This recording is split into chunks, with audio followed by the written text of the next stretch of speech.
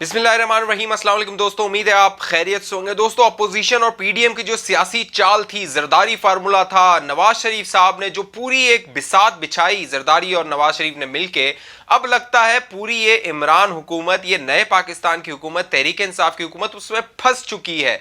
जिस तरह सेनेट के इंतखाबात करीब करीब आ रहे हैं, वजीर आजम इमरान खान की टेंशन में, परेशानी में दिन ब दिन इजाफा हो रहा है। और जी हाँ, अब मामला ये हुआ है कि जहांगीर तरीन इन हो गए हैं और इमरान खान आउट हो गए हैं। दिलचस्प मालूमात है, दिलचस्प तफसीलात है कि जहांगीर तरीन किस तरह अब इन हो गए। वही चीनी चोर जहांगीर तरीन जिनके बारे में कमीशन बनाया था, कहा था भाई अरबों रुपए अवाम की जेब से निकाल लिए, खा गए, माल बनाया, वही जहांगीर तरीन अब दोबारा आ गए इस नए पाकिस्तान की तहरीक इंसाफ की हुकूमत को बचाने के लिए। क्या मामला है वो आपके सामने रखेंगे, साथ साथ आप दोस्तों को यह भी बताएंगे कि फैसल वाउडा साहब, वही भूट वाले फैसल वाउडा साहब, उनके कागजात मंजूर हो गए। और जो बड़ी जमहूरियत के लिए मारे खाई हैं बाकायदा परवेज रशीद साहब, उनके कागजात सेनेट के लिए मुस्तरद कर दिए गए। अंदर जो इलेक्शन कमीशन में जहां वो गए थे रिटर्निंग अफसर के पास, जिसने उनके कागजात देखे, वहां पर क्या मामलात हुए, क्या गुफ्तगू हुई, आपको वो भी बताएंगे। जिन दोस्तों ने अभी तक हमारा चैनल सब्सक्राइब नहीं किया तो सब्सक्राइब कर लीजिए, बेल आइकन का बटन है वो क्लिक कीजिए ताकि आप दोस्तों को नोटिफिकेशन मिल जाए, आप फौरन से वो वीडियो देख सकें। और फेसबुक और व्हाट्सएप पे भी आप हमें ज्वाइन कर सकते हैं। तो दोस्तों, मामला ये हुआ कि फैसल वाउडा साहब, जहांगीर तरीन वाला मामला मैंने आपको बताना है, आपने वीडियो आखिर तक देखनी, बड़ा दिलचस्प, उसमें बहुत सारी खबरें हैं। लेकिन फैसल वाउडा वाला पहले आपको बताते हैं, क्योंकि वो बूट लेके घूमते हैं, तो पता है आपको बूट वाली सरकार, तो बूट से थोड़ा डर भी लगता है, थप्पड़ से नहीं बूट से डर लगता है। तो फैसल वाउडा साहब जो कि बूट लेके आने पर मशहूर है, वो टॉक शोज में बूट लेके आते हैं, तो वो गए, उन्होंने अपने कागजात जमा करवाए और उनके कागजात मंजूर हो गए। जो रिटर्निंग अफसर था जिसने स्क्रूटनी करनी थी कागजात की, उन्होंने कुछ नहीं पूछा। ये नहीं पूछा कि आपका जो हाईकोर्ट में केस चल रहा है तो आप तो मुल्जिम हैं और आप वहां पे पेशियां नहीं भुगत रहे। बाकायदा जो इलेक्शन कमीशन ऑफ पाकिस्तान है उसने आप पर जुर्माना लगाया हुआ है। इलेक्शन कमीशन, जो इस्लामाबाद हाई कोर्ट है, वो बार बार आपको तलब कर रही है, बुला रही है, इलेक्शन कमीशन आपको बुला रहा है, लेकिन आप यहां पे आके सेनेट के लिए अपने कागजात जमा करवा रहे हैं, जबकि आपके कौमी असम्बली की जो नशिस्त है उस पर यह सवाल उठा हुआ है कि आपने गलत बयानी की, आप आर्टिकल 62 और 63 पर पूरा नहीं उतरते।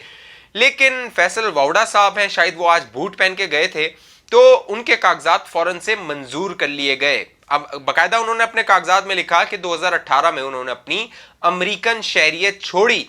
ये नहीं बताया कि वो अमेरिकन शहरियत उन्होंने 2018 के इंतखाबात से पहले छोड़ी या बाद में छोड़ी। यही वो सवाल है जो इलेक्शन कमीशन और इस्लामाबाद हाई कोर्ट में जेर समात है। लेकिन फैसल वाउडा साहब और तहरीक इंसाफ को यह खदशा है कि फैसल वाउडा साहब नाअहल हो सकते हैं या फिर उनकी सीट से वो फारिग हो सकते हैं। जो कराची में वो बल्दिया के जो हल्का है वहां से वो मुंतखब हुए हैं नेशनल असम्बली में और वजीर भी हैं, वफाकी वजीर हैं। तो तहरीक इंसाफ को यह खदशा था, इमरान खान को यह खदशा था कि शायद मेरा जो एटीएम है, कैश बडी है, बूट वाला है, ये नाअहल हो जाएगा या फारिग हो जाएगा, लिहाजा इसको सेनेट भेज दिया जाए, फिर कौमी असम्बली से इससे इस्तीफा लिया जाए ताकि इसका केस भी खत्म हो जाए और ये सेनेटर भी बन जाए, तो रहे सिस्टम में रहे, माल वगैरह देता रहे। लेकिन इन्होंने ये नहीं सोचा कि अगर वहां पे फैसला आ गया कि आर्टिकल 62 और 63 से ये नाअहल होता है तो फिर कैसे उसको एज अ सेनेटर बचाएंगे। ये तहरीक इंसाफ ने नहीं सोचा। सोचने के लिए दिमाग चाहिए होता है, तो सियासी दिमाग जो है वो शायद तहरीक इंसाफ में हमारी जो क़यादत है, मौजूदा क़यादत है, वज़ीर आज़म इमरान खान के आसपास लोग, सियासी लोग तो है नहीं, तो ये सियासी सूझबूझ इनके अंदर नहीं थी कि आर्टिकल 62-63 लगा के भी जो इलेक्शन कमीशन ऑफ पाकिस्तान है या इस्लामाबाद हाई कोर्ट है उसे नाअहल कर सकती है। लेकिन यहां पे अहम बात जो हुई वो हुई परवेज रशीद साहब, जमहूरियत के लिए मारे खाई हैं उन्होंने। बाकायदा जो परवेज मुशर्रफ के वक्त में उनकी जो शलवारें थी, इतना उनको मारते थे और कहते थे कि परवेज मुशर्रफ के हक में बोलो, कि वो खून से लहूलुहान हो जाती थी। और परवेज रशीद साहब के जो कागजात थे वो मुस्तरद कर दिए गए। उसकी वजह ये बताई गई कि परवेज रशीद साहब पंजाब हाउस के डिफॉल्टर हैं, उन्होंने उनका जो पैसा है वो नहीं दिया। परवेज रशीद साहब कहते हैं भाई मैं तो पैसा लेके उनके पीछे फिर रहा हूं कि मुझसे पैसे ले लो, लेकिन वो लेने को तैयार नहीं है, क्योंकि वजीर आज़म इमरान खान की ख्वाहिश है कि परवेज रशीद सेनेट में नहीं आना चाहिए, क्योंकि परवेज रशीद बहुत बकवास करता है। मुशाहिदुल्लाह खान थे एक वो बहुत बोलते थे। अब मुशाहिदुल्लाह खान साहब, अल्लाह उन्हें जन्नत नसीब करे, उनका इंतकाल हो गया है। परवेज रशीद दूसरे हैं जो अब सेनेट में जाना चाहते हैं, और इस हुकूमत को यह खतरा है कि परवेज रशीद जमहूरियत की बात करता है, अवाम की बात करता है, लिहाजा इससे खतरा है इसको बाहर रखा जाए। लिहाजा अब परवेज रशीद के कागजात मुस्तरद हो गए, वो हाई कोर्ट जाएंगे, ट्रिब्यूनल में जाएंगे, तो मामला देखते हैं किस जानिब जाते हैं। तो फैसल वावड़ा साहब मंजूर है, परवेज रशीद साहब मुस्तरद हैं, नामंजूर हैं।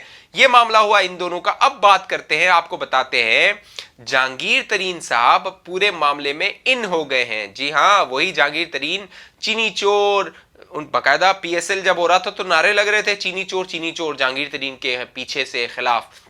लेकिन अब जहांगीर तरीन मोतबर हो गए हैं, जहांगीर तरीन की जरूरत पेश आ गई है, क्योंकि जहांगीर तरीन क्या करता है, जहांगीर तरीन माल लगाता है, जहाज उड़ाता है, और आज वो उन्होंने जहाज उड़ाया और वो पहुंचे फैसलाबाद। फैसलाबाद में उनका इस्तकबाल किया राजा रियाज ने, जो कि राजा रियाज पहले एक इजलास हो रहा था उसमें भी कह चुके थे भाई जहांगीर तरीन को बुलाओ, ये सेनेट के मामलात वही संभाल सकता है। वो मैंने पूरी वीडियो बनाई थी, नहीं देखी आप दोस्तों ने तो वो यहाँ लिंक आ रहा होगा, वो आप देख सकते हैं। उसमें मैंने पूरा एक्सप्लेन किया था कि उस इजलास में वजीर आज़म इमरान खान को कहा गया था कि जहांगीर तरीन ही आपका मसीहा है, वही मामलात हल कर सकता है। और अब हुआ ये कि जहांगीर तरीन को आना पड़ा, रहीम यार खान से गए फैसलाबाद। फैसलाबाद में उन्होंने जो साउथ पंजाब के लोग हैं उनसे, एमएनएज हैं, एमपीएज हैं, उनसे मुलाकातें करना शुरू की, और इमरान खान को बचाने के लिए जहांगीर तरीन एक बार फिर मैदान में आ गए हैं। वही इमरान खान जिन्होंने उन पर बड़े बड़े इल्जामात लगाकर उन्हें फारिग कर दिया था और कहा था मुझे बड़ा अफसोस हुआ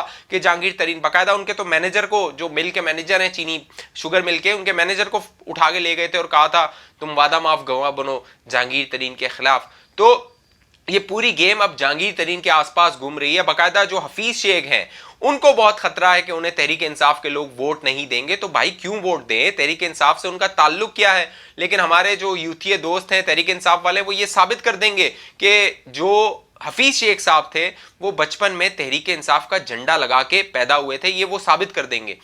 लेकिन मामला ये है कि बहुत सारे एमएनएज और एमपीए जो हैं उन्हें ये लगता है कि हफीज शेख आउटसाइडर हैं, उन्हें वोट नहीं देना चाहिए। कि उसकी वजह यह है कि हफीज शेख ने फाइनेंस मिनिस्ट्री एज आ वजीर खजाना उनके लिए कुछ नहीं किया। उनके जो हल्के के अवाम है वो रुल गए हैं। याद है ना आपको, हफीज शेख साहब से पूछा था भाई ये टमाटर क्या किलो है, तो उन्होंने कहा था 17 रुपए किलो। हफीज शेख साहब ने कहा था 17 रुपए किलो। तो हफीज शेख साहब को जब टमाटर का नहीं पता तो उन्हें अवाम का क्या मालूम होगा। लिहाजा आप एमएनए और एमपीए नहीं चाहते कि हफीज शेख साहब आए। लेकिन यहां पे अहम बात यह है कि हफीज शेख साहब जिस सीट से लड़ रहे हैं वो नेशनल असेंबली की सीट्स हैं, यानी नेशनल असेंबली के जो एमएनएज हैं उन्होंने वोट देना है उन्हें, और हफीज शेख साहब ने सेनेटर बनना है। लेकिन उनके मद्दे मुकाबले है यूसुफ रजा गिलानी, साबिक वजीर आजम, और उनका ताल्लुक है साउथ पंजाब से, मुल्तान से। तो जो यूसुफ रजा गिलानी है उनके बड़े अच्छे मरासिम है एमएनए और एमपीएस के साथ, और एमएनएस को उन्होंने कायल कर लिया। बाकायदा 20 से 22 एमएनएस को यूसुफ रजा गिलानी ने कायल किया था कि वो उन्हें वोट देने को तैयार हैं। इसी खतरे को भांपते हुए हफीज शेख ने कॉल की जहांगीर तरीन को और कहा कि मुझे बचा लो, मुझे सेनेटर बना लो। यहां पे अहम बात यह है कि इमरान खान साहब नहीं गए अपने एमएनएस के पास, जहांगीर तरीन को जाना पड़ा। इमरान खान साहब भी जा सकते थे ना, लेकिन इमरान खान साहब को मालूम है कि उनकी पॉपुलैरिटी कम हो गई है।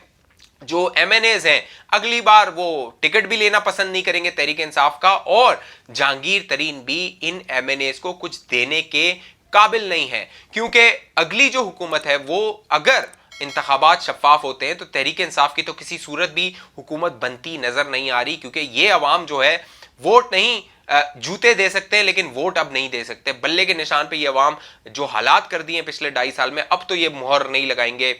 लेकिन अगर सिलेक्शन हुई तो मुमकिन है फिर दोबारा आ जाए वजीर आजम बन जाए इमरान खान साहब, और ये जो पूरा अब सेनेट का खेल है वो इमरान खान से हाथ से निकलता हुआ नजर आ रहा है। और अगर यूसुफ रजा गिलानी सेनेटर बन गए हफीज शेख को शिकस्त दे के, तो जो जरदारी फार्मूला था उस पर अमल दरामद शुरू हो जाएगा और नो कॉन्फिडेंस मोशन आना लाजमी हो जाएगी।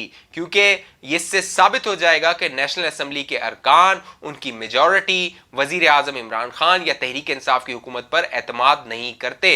इसीलिए यूसुफ रजा गिलानी का जीतना बहुत जरूरी है और हफीज शेख का जीतना भी बहुत जरूरी है। क्योंकि वजीर आजम इमरान खान की जो बका है और इमरान खान पर जो एतमाद है वो अब हफीज शेख के हाथ में है कि वो सेनेटर बन पाते हैं या नहीं बन पाते हैं। तो ये बड़े दिलचस्प मराइल हैं। आप देखेंगे आने वाले दिनों में जहांगीर तरीन साहब अब मुतरक हुए हैं तो इमरान खान से भी हो सकता है उनकी मुलाकात हो जाए और इमरान खान साहब को फिर झुक के उनसे मिलना पड़े कि गलती हो गई, हम तो आए तेरे दर पे ही, जिनसे शिकवा था, जिन्हें कहा था कि चोर डाकू लुटेरे और माफिया है, माफिया भी कहा था, आपको याद है ना, माफिया कहा था जहांगीर तरीन को कि चीनी महंगी कर दी है माफिया ने। तो अब माफिया निकली है अपना जहाज लेके और लोगों को मनाने की कोशिश कर रही है, इमरान खान को बचाने की कोशिश कर रही है। इस हवाले से आपकी क्या राय है, नीचे कमेंट कीजिए, अपनी राय दीजिए। अभी तक आपने हमारा यूट्यूब चैनल सब्सक्राइब नहीं किया तो इसको सब्सक्राइब कर लीजिए, बेल आइकन का बटन है उसको क्लिक कीजिए ताकि नोटिफिकेशन आपके पास आ जाए, आप बाखबर रहें। और फेसबुक और व्हाट्सएप पे भी आप हमें ज्वाइन कर सकते हैं। मुझे इजाजत दीजिए, अपना ख्याल रखिएगा। पाकिस्तान जिंदाबाद।